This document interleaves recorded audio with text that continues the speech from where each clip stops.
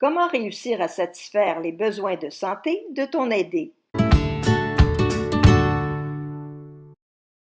Es-tu comme un élève au volant en apprentissage?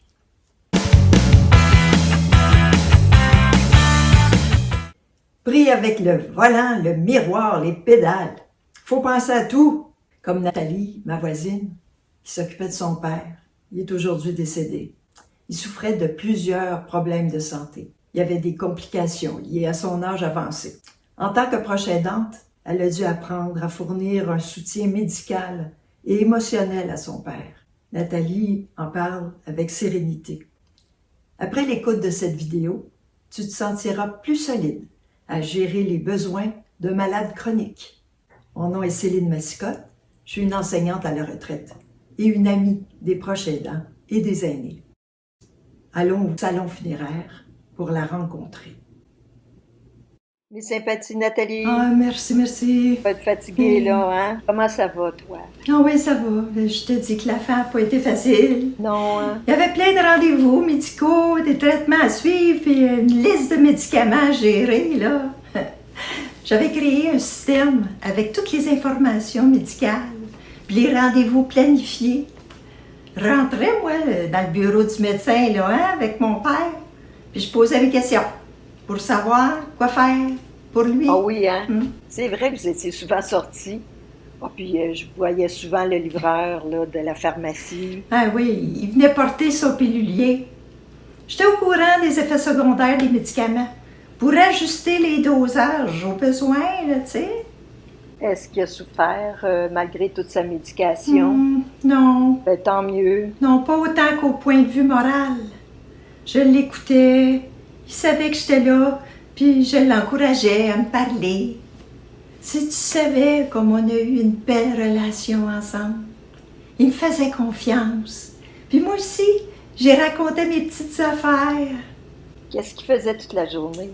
Ça fait longtemps là, que je ne le voyais plus dehors à marcher devant la maison. Ben, tu comprends qu'il perdait ses forces un peu plus chaque jour. Hein?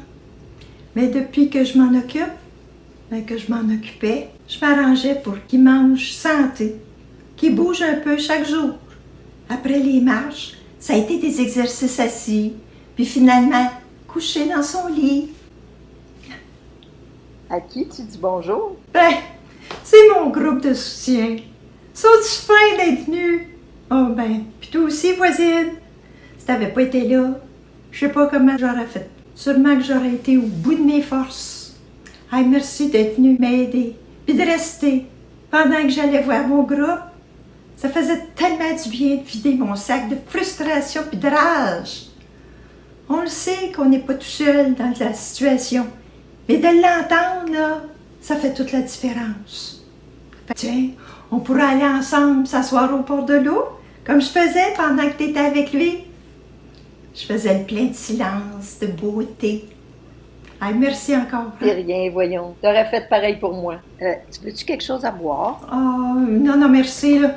Je vais aller voir le groupe. Hein? Ben oui, là. Excuse-moi, là. Vas-y. Hey! Les bons soins de Nathalie ont adouci les derniers jours de son père. Elle regrettera jamais tout ce qu'elle a fait pour lui. En résumé, ce qu'elle nous a dit, c'est 1. Qu'elle a coordonné les soins de santé. 2. Elle a vu à la gestion des médicaments. 3.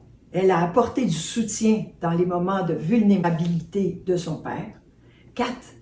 Elle a vu à maintenir un mode de vie sain. Et 5. Elle a trouvé du soutien pour elle. T'as apprécié cette vidéo? Clique sur le mot partager et envoie-la à un proche aidant à qui ça pourrait servir. Pour te remercier de ton amitié, j'ai un cadeau pour toi. C'est un cahier. Le titre est « J'ai le droit d'être un proche aidant à bout ».